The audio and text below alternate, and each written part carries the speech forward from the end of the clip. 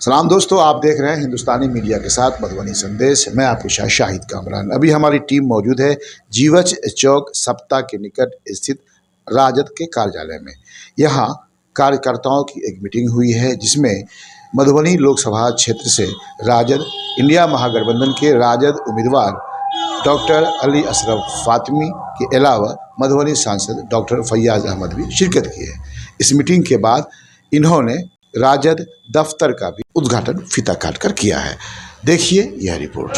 Sir, Keoti Bisfi जाले विधानसभा क्षेत्र का दौरा करने के बाद आपने वहां लोगों से क्या जाना, कितना प्यार मिल रहा है इंडिया गठबंधन को, ये बताएं पहले आप। बहुत ज़्यादा।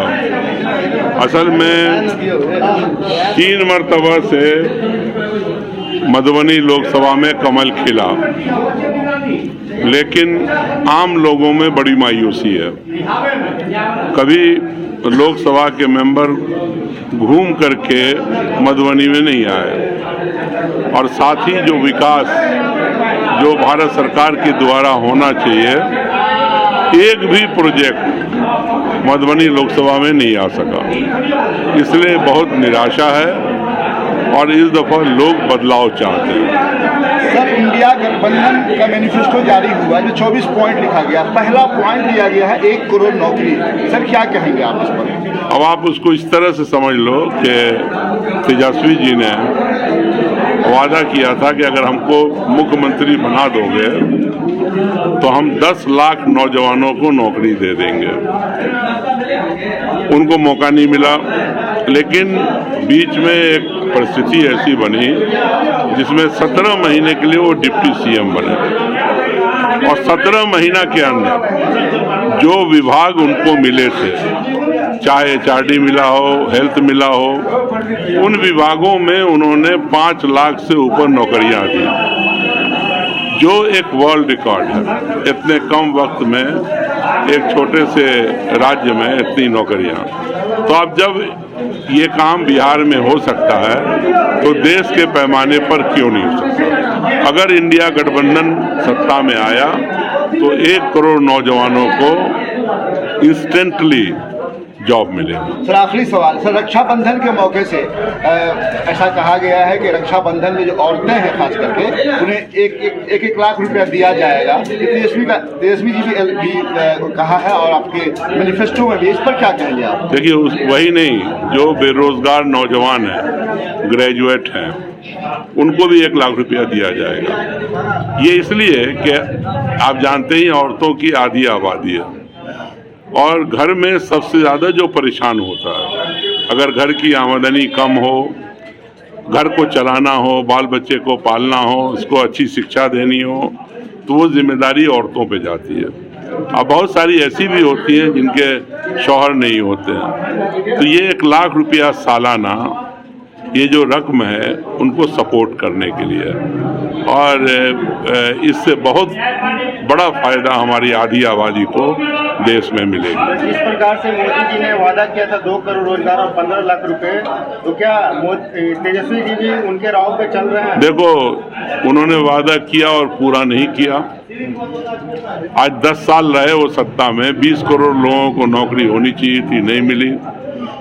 यही तो कारण है कि आज उन पे विश्वास खत्म हो गया देश के नौजवानों का। एमएसपी की बात कही थी उन्होंने, किसानों के लिए नहीं किया। गंगा को साफ करने के लिए कहा था, नहीं किया। गंगा की सफाई की बात कही थी ना, नहीं हुआ। 100 स्मार्ट सिटी नहीं बना। जो काला धन है विदेश में लाएंगे, नहीं आया। तो सिर्फ एक नैरेटिव बनाते हैं, एक झूठ बोलते हैं, उस पर वोट लेते हैं। अग्निवीर योजना पे क्या कहना चाहेंगे? अग्निवीर योजना इंडिया, आप बताओ, अग्निवीर योजना, एक नौजवान अपने कितनी मेहनत करता है और कितनी मेहनत करके वो compete करता है, और उसके लिए इतना हाइट चाहिए, इतना सीना चाहिए, इतने मिनट में इतना दौड़ना चाहिए, और उसके बाद उससे कहा जाता है कि तुम 4 साल के लिए तुम्हारी अग्निवीर में बहाली की जाती है। हम लोगों ने ऐलान किया है कि अगर हम लोग सत्ता में आएंगे तो हम पुराने तरीके से, जो सही तरीका था, उसी तरीके से नौजवानों की भर्ती होगी। सर एक आखिरी सवाल, आप तो शिक्षा के क्षेत्र में जो काम किया है वो तो सुनहरे अक्षर में लिखा जाएगा। नौजवान अभी भी आधी आबादी नौजवान की भी है जो सबसे आगे रहते हैं देश को की तरक्की के लिए, देश को बनाने में, लेकिन उसे पथभ्रष्ट किया जाता है, उसे दिमाग को खराब करने का काम किया जाता है। आप इस मौके पर, लोकसभा का चुनाव है, इस अवसर पर आप क्या कहना चाहेंगे उन नौजवानों को? देखो ऐसा है कि मधुबनी मिथिलांचल का हिस्सा है। मैं मंत्री था तब भी यहाँ का ध्यान रखा।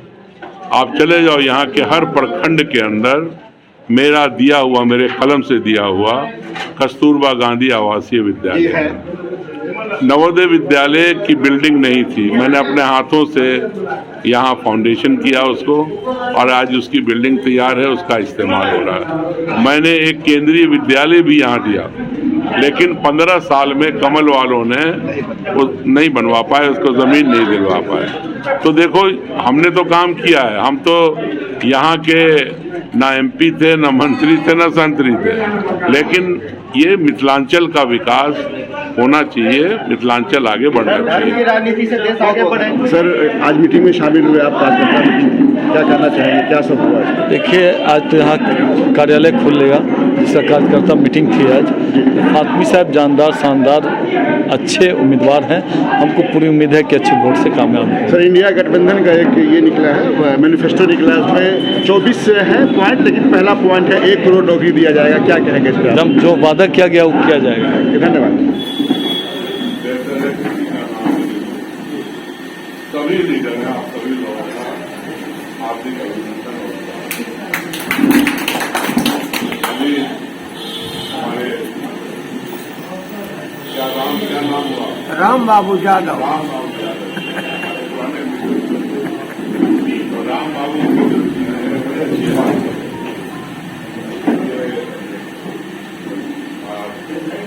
मधुबनी में शिफ्ट हो जाएगी, हमको नहीं मालूम था। क्लाउड 9 में अच्छा अच्छा जगह ले लिया और अभी हम बात किया है आपसे बोलने के बाद तैयार कर के हम लोग विचार यही है ना। हमने कहा कि